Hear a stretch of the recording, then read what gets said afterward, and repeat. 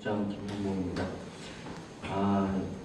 보면 요즘 한범석 시장이 이명박 박근혜가 했던 짓을 그대로 하고 있다고 생각합니다. 예, 내가 전문가고 내가 좀 아는데 이건 이명박 합법이고요.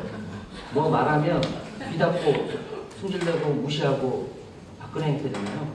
근데 저는 한범석 시장이 처음 시장할 때 어땠는지 그때도 그랬습니다. 똑같아요. 기대할 게 없는 사람이었던 거죠. 왜냐하면 요즘은 민주노총한테는 좀 애증만큼 안 해요. 청주시 노인정보병원 처음 사단을 만든 게 한범석 시장이에요. 병원 짓고 민간이탁 시키고 효성병원한테 줬는데 병원을 난장판을 만들었거든요. 진짜. 그래서 대책이 한번 붙었죠. 네. 그러고 나서 최근에 이제 무무 비정규직 정규직 하는데 충북도 내에 다른 시군보다 조금 더 했어요. 그래도 중요하게 우리가 찍은 대로 다 하긴 했어요. 그리고 최근에 몇 군데도 얘기했는데 그거 지난번에 빠뜨린 것 같다. 그래서 뭐 몇 군데 또 하겠다 이래요. 근데 그 외에는 안 하고 있어요. 그러니까 저는 우리가 오늘 토론회 하면서 보는데 우리의 대안이 참 좋고 참 합리적인데 왜 시위를 안 할까 시장은 이렇게 얘기를 하고 있거든요. 근데 저는 합리적이라는 말은 굉장히 정치적 상대주의라고 생각합니다. 아까 말씀하셨듯이 중립을 지켜야 된다고. 중립도 정치적 상대주의죠. 누구의 입장이냐에 따라 틀려지는 거죠. 시장의 입장에서 볼 때는 우리는 비합리입니다. 시민사회의 주장은 비합리예요. 테크노폴리스 있죠. 지금 도시계획. 청주시장은 사활을 걸고 하고 있는 겁니다. 정말 사활을 걸고 있거든요. 근데 우리는 이 문제에 사활을 걸고 있는가? 자, 여러 가지 대안들을 제출하고 있는데요. 그 대안을 계속 주장해요. 그죠? 단체가 기자회견하고 토론회하고 캠페인하고. 이제 안 되니까 단체 연합을 만들어서 대책위를 만들어요. 대책위를 만들어서 하는 것도 기자회견하고 토론회하고 캠페인이에요. 그러니까 단체로 확장됐는데 하는 건 똑같은 거죠. 근데 그거에 대한 위협을 느끼지 않는 거예요. 청주시는 귀찮은 존재이지 우리가 위협적인 존재가 아닌 거죠. 자, 소통을 말씀하셨는데 우리말을 듣게 하려면요, 우리가 힘이 있어야 돼요. 저기 잘못 건들면 죽겠구나. 청주시장이 임기를 마칠 수 있을까? 이런 얘기 하는데 저는 마칠 것 같아요. 왜냐?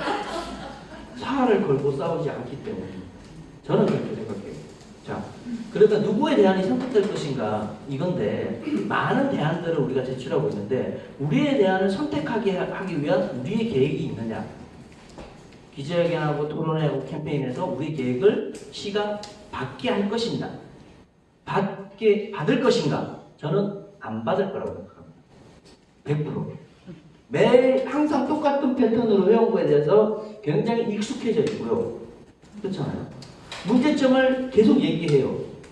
자, 예를 들어서 민간 거버넌스를 해요. 그림 좋게 만들어서 했단 말이에요. 근데 거기서 우리가 문제 제기를 했어요. 그럼 어떻게 하죠?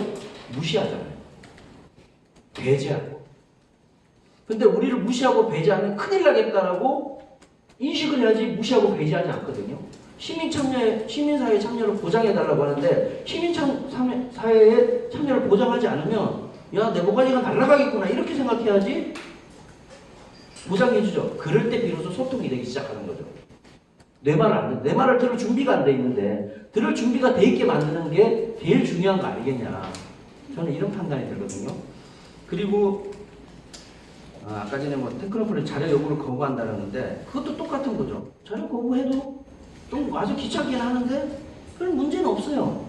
내가 임기 마치는데. 그렇잖아요. 저는 지금 청주시는 딱 규정을 하면 장사꾼이 만드는 도시가 될 것이냐 시민이 만드는 도시가 될 것이냐를 결정하는 시기라고 저는 생각합니다. 온통 장사꾼이 달라붙은 도시예요. 스타필드 들어온다 그러잖아요. 그죠? 성황길이 좋은 상해는 죽으려고 그래요. 그죠? 근데 그들과 함께 그들이 싸울 수 있을까요? 그들 혼자 싸울 수 있을까요? 저는 못 싸운다고 생각합니다. 오늘 나왔던 이 주제들은 각각의 독립된 주제들이 아니고 다 묶여 있어요. 다 연결되어 있어요. 잘못된 도시계획이라고 그랬잖아요. 지금 도시계획 개판인데, 도시개발 문제가 있는데, 이걸 묶어서 어떻게 할 것인가 계획을 내야 된다는 거죠. 대안은 다 나와 있다고 저는 생각해요. 이 토론을 하지 않아도 우리는 대안은 있어요. 어떻게 하면 지금의 개발을 막을 수 있을 것인지 알고 있어요. 근데 그러면 그 대안을 실행에 옮기게끔 하기 위한 우리는 무엇을 할 것인가? 어떻게 할 것인가? 저는 이게 필요하다고 생각합니다. 그리고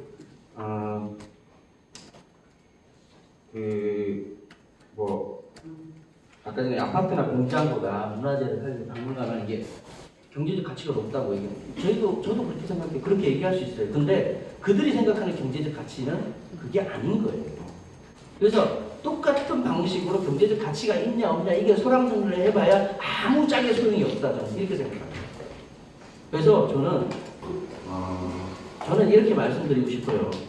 우리가 박근혜 탄핵 촛불할 때 한범대 시장 뭘 했는지 알고 계시잖아요. 촛불할 때마다 나와서 초를 들었습니다. 적폐를 청산하기 위해 초를 든 게 아니고요. 시장이 하고 싶어서 초를 든 거예요. 그렇잖아요. 저는 그리고 의회나 국회의원들 얘기하는데 실제로 국회 여당 그리고 시의회 여당, 도의회 여당들이 집행부가 거부하는 것을 밀어붙여서 조례를 만들어 놓은 경우가 별로 없어요. 솔직히. 그렇잖아요. 저희 이번에 충북도에서 의회랑 토론회까지 해가지고 노동 관련 조례를 제정을 얘기하고 도의회가 원안 통과를 약속했는데요. 무더기가 됐거든요. 이유는 이거예요. 도지사가 싫어한다는 거예요. 도지사가 집행부가 못 받겠다 이거예요. 근데 거기서 정말 안 싸우죠. 그래서 저는 청원과 탄원 이거는 그게 먹힐 때 하는 거지 먹히지 않는데 자꾸 해봐야 소용없다. 저는 이런 말씀을 드리고 싶고요. 정말 민주노총도 시장 생각하면 미치고 팔짝 뛰거든요. 그렇잖아요. 돈을 받아 미치고 팔짝 때려요. 저희는 나름 뭔가를 하려고 계획을 짜고 있는데 여기 계신 시민회가 하겠다. 우리 소각장 대책위분들 시청 앞에서 집회하잖아요. 저는 그 정도 모여서 집회해서 시장 귀 안 뚫립니다. 시장 절대 정책 변화 없습니다. 왜냐? 시는 사활을 걸고 있거든요. 정말 이 테크노폴리스 밑에 아파트 짓고 공장 짓고 사활을 걸었어요. 그게 모든 계획 임기 중에 해야 될 거예요. 이건 뭐 돈을 받고 이런 문제가 아니라 자기 철학이에요. 이거는. 그 철학을 바꿔야 되는 것들은 굉장히 어렵잖아요. 그럼 사활을 걸고 싸워야죠. 저는 사활을 걸고 싸우지 않으면 안 된다. 그리고 같이 할 수 있으면 같이 했으면 좋겠어요. 진짜로. 작전을 짜서 예를 들어서 뭐 기자회견 했는데 바꾸라 얘기하는 거 언제까지 안 바꾸면 다 때려박겠다. 뭐 이렇게라도 할 수 있어야 되는 거 아닙니까? 실제로. 그러니까 민주노총은 뭐 집회 파업 쉬운 줄 아세요? 아니 파업하려고 몇 달을 준비하고요. 집회하려면 몇 달을 준비해요.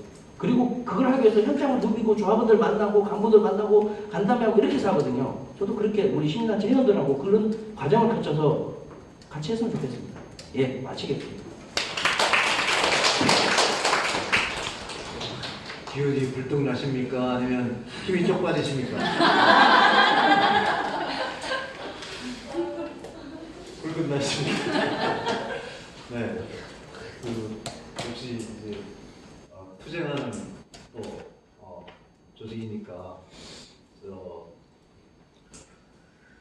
민주노총 방식대로 시민이 조직되고 시민이 할 수 있다면 훨씬 더 수월한 우리의 생각들을 관철시킬 수는 있으리라고 생각을 합니다. 그래서 김성동 일장께 부탁드리고 싶은 건 어떻게 하면 시민사회를 노동조합 조직처럼 조직할 수 있을까?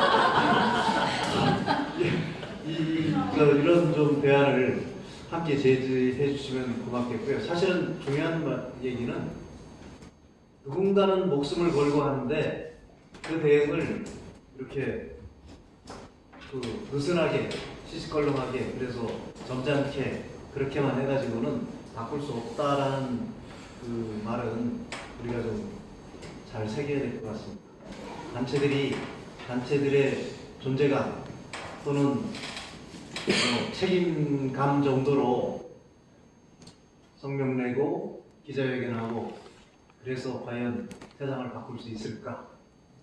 적어도 세상을 바꾼 건 우리가 몇 달 동안 그 차가운 겨울바람 사풍을 맞으면서 그 시멘트 바닥에서 촛불을 들었던 그런 정도의 어떤 각오와 결의가 아니면 사실 작은 세상도 바꾸기 어렵다는 것이 요즘 그 시정을 보는 우리의 생각인 것 같습니다. 맞습니다. 고맙습니다. 다음은